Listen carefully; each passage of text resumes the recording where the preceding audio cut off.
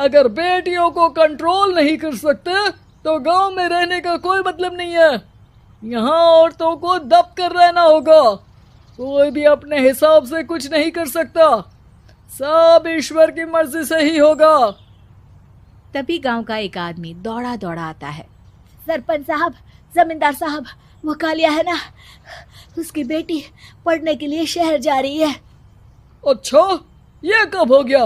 और कालिया की हिम्मत कैसे हो गई ऐसा करने की? लेकर आओ उसे और उसकी बेटी को। बस फिर क्या था, हाजिर हो जाते हैं कालिया और उसकी बेटी सरपंच के सामने। और कालिया, ये क्या सुनने में आ रहा है? बेटी को इंजीनियर बना रहा है तू? और ये बता, गांव में तो स्कूल नहीं है, फिर कहां से इतनी क्लास पास कर गई तेरी बेटी? राधा, जो कि कालिया की बेटी है, उसे लगता है कि सरपंच उसकी तारीफ कर रहे हैं। सरपंच जी, मैंने ऑनलाइन पढ़ाई की है, डिस्टेंस लर्निंग से। सभी में मैंने अच्छे नंबर पाए हैं, जिसे देखते हुए शहर की इंजीनियरिंग कॉलेज में मुझे स्कॉलरशिप मिली है। वाह जी वाह, क्या होती है ये? पहले तो ये बताओ, फिर आगे की बात करते हैं। पूरा गांव राधा की बात सुन रहा था और राधा बोलती जा रही थी। तो ऐसे मैं फ्री में एक अच्छी शिक्षा लेकर गांव में जो कुछ परेशानियां हैं, जैसे बिजली, पानी और इंटरनेट जैसी समस्याओं के लिए काम करूंगी। मैं गांव को शहर से जोड़ने के लिए पुल का निर्माण करवाने का प्रस्ताव रखूंगी। मुझे पूरी उम्मीद है कि जल्द ही हमारा गांव भी तरक्की की राह पर चल पड़ेगा। राधा की बात सुनकर सारे गांव वाले ताली बजाने लगते हैं। सरपंच को समझ नहीं आता कि वो क्या करे। चुप रह नादान लड़की। गांव के खिलाफ जाने के लिए तुझे गांव से बेदखल कर दिया जाएगा, वो भी पूरे परिवार के साथ। और हाँ, अगर ठीक से गांव में रहना चाहती है तो ये पढ़ाई लिखाई छोड़ दे। हम तेरे लिए गांव का कोई होनहार लड़का देखेंगे। तभी गांव का एक आदमी बोल पड़ता है। अरे नहीं नहीं सरपंच जी, राधा बिटिया जो बता रही है, अगर वैसा हो जाए तो हम लोगों को पैसा कमाने के लिए बाहर नहीं जाना पड़ेगा। हाँ जी, और ना ही कोसों दूर पानी के लिए भटकना पड़ेगा। हमारे बच्चे भी अच्छी पढ़ाई कर सकेंगे और आगे बढ़ेंगे, ना कि हमारी तरह खेती करते बैठेंगे। क्यों गांव वालों, राधा बिटिया का साथ देना चाहिए ना। सरपंच देखता है कि गांव राधा के साथ है तो वो चुप हो जाता है। वो घर आकर अपने सलाहकार से बात करता है, जो बहुत ही चालाक किस्म का इंसान होता है। अरे सरपंच साहब, आपको बहुत ही होशियारी से काम लेना पड़ेगा। एक बार गांव तरक्की कर गया, यहाँ के बालक पढ़ लिए तो कोई ना पूछेगा आपको। और फिर ये जो बेटा और बेटी है ना आपके, इनको भी आम लोगों की तरह ही जीवन जीना होगा। हाँ, लेकिन करे तो क्या करे? वो ना आप मुझ पर छोड़ दीजिए, बस मैं जैसा बोलूं करते जाइए। अगले रोज सुबह जब गांव वाले सोकर उठते हैं तो राधा के घर के बाहर और साथ ही वो लोग जिन्होंने राधा का सपोर्ट किया था, उनके घर के आगे लाल रंग से कल आऊंगी लिखा होता है। कल आऊंगी? ये क्या होता है? अरे यह तो खून से लिखा है, लगता है कोई भूत प्रेत या चुड़ैल का साया है। चलो सरपंच जी के पास चलते हैं। सभी सरपंच के पास जाकर उसे सारी बात बताते हैं। और ये तो बड़ी मुश्किल की बात है।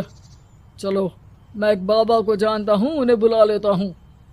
सरपंच बाबा को लेकर गांव के घर के बाहर जाता है। ओहो, तो ये वो चुड़ैल है जो उन लोगों को निशाना बनाते हैं जो गांव को बदलने का सपना देखते हैं।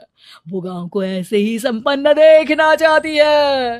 वो नहीं चाहती कि कोई बाहरी यहाँ का कायाकल्प करे। क्या तुम लोगों में से किसी ने गांव को बदलने की सोच रखी है?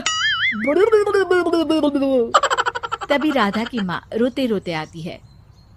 मेरी राधा घर से गायब हो गई है। अरे कोई तो बचाओ, मेरी बच्ची कहाँ गई? ले गई वो, चुड़ैल तेरी बच्ची को ले गई। अब वो उसे श्रापित करके छोड़ेगी, उस पर चुड़ैल का साया हो जाएगा। तभी बुरी सी हालत में राधा भी वहां आ जाती है। उसके बाल चुड़ैल की तरह फैले होते हैं और कपड़ों में खून लगा होता है। सभी राधा को देखकर डर जाते हैं। माँ, पता नहीं मुझे कौन उठा कर ले गया था। अरे दूर दूर हो जा चुड़ैल, अब हम लोग इस गांव में नहीं रुकेंगे। अरे कैसे बातें कर रहे हैं आप? कल तो आप मेरे भरोसे गांव का हुलिया बदलने, अपने बच्चों को पढ़ाने और तरक्की उन्नति की बात कर रहे थे, तो आज क्या हो गया आपको? ये फिर तुम लोगों को बहकाएगी। ये चुड़ैल गांव में आ चुकी है, ऐसे ही ये तुम्हारे घर के बच्चों को भी ले जाएगी। गांव वाले राधा को गांव से बाहर निकाल देते हैं। उसके माँ बाप रोते रहते हैं, लेकिन गांव वाले नहीं मानते। मैं भी अपनी बहन के साथ गांव के बाहर रहूंगा, लेकिन वो पढ़ाई नहीं छोड़ेगी। वहीं सरपंच के घर पर सलाहकार कहता है, देखा, सांप भी मर गया और लाठी भी नहीं टूटी। लेकिन अगले ही दिन सरपंच के घर के बाहर भी वही शब्द लिखे होते हैं। और फिर सरपंच की बीवी कहती है, हमारी बेटी को किसी ने अगवा कर लिया है। तभी राधा का भाई वहां आ जाता है।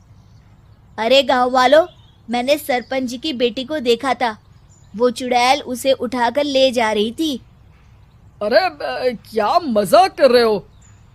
नहीं नहीं सरपंच जी, आप नहीं जानते, वो चुड़ैल अब आपकी बेटी में आ जाएगी, जैसे राधा के अंदर आ गई थी। तभी सरपंच की बेटी वैसी ही हालत में वहां आती है जैसे राधा आई थी। पापा, पता नहीं कैसे मैं गायब हो गई थी। चुड़ैल, इसके अंदर भी चुड़ैल का साया है, मारो इसे। अरे नहीं नहीं, इसे भी राधा के पास गांव के बाहर ही भेज दो। अरे चुप रहो, मेरी बेटी कहीं नहीं जाएगी, और चुड़ैल वुड़ैल कुछ नहीं होता है। अरे कैसे बात कर रहे हो सरपंच जी? आप तो बोल रहे थे कि आपका फैसला भगवान का ज्ञान होता है, तो अपने पर बात आई तो अब आप ऐसे बोल रहे हैं। अरे ना ना ना, आपको अपनी बेटी को त्यागना ही होगा। अरे बुलाओ बाबा को। राधा का भाई बाबा को ले आता है, जिसे अब गांव वालों के डर के कारण सच बोलना पड़ता है।